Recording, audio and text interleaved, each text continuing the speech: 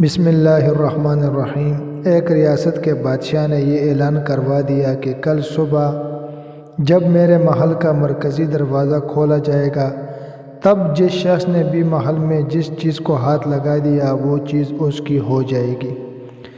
اس اعلان کو سن کر سب لوگ آپس میں بات چیت کرنے لگے کہ میں تو سب سے قیمتی چیز کو ہاتھ لگاؤں گا۔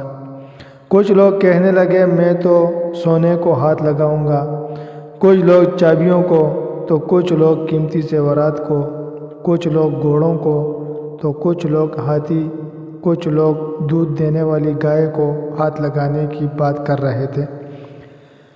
جب صبح محل کا مرکزی دروازہ کھلا اور سب لوگ اپنی اپنی من پسند چیزوں کے لیے دوڑے، سب کو اس بات کی جلدی تھی کہ پہلے میں اپنی من پسند چیزوں کو ہاتھ لگا دوں تاکہ وہ چیز ہمیشہ کے لیے میری ہو جائے۔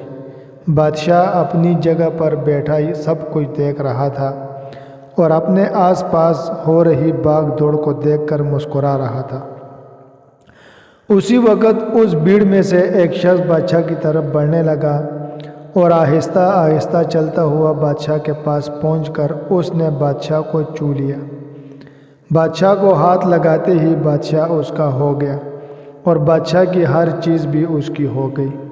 جس طرح بادشاہ نے ان لوگوں کو موقع دیا اور ان لوگوں نے غلطیاں کی، ٹھیک اسی طرح ساری دنیا کا مالک بھی ہم سب کو ہر روز موقع دیتا ہے، لیکن افسوس ہم لوگ بھی ہر روز غلطیاں کرتے ہیں۔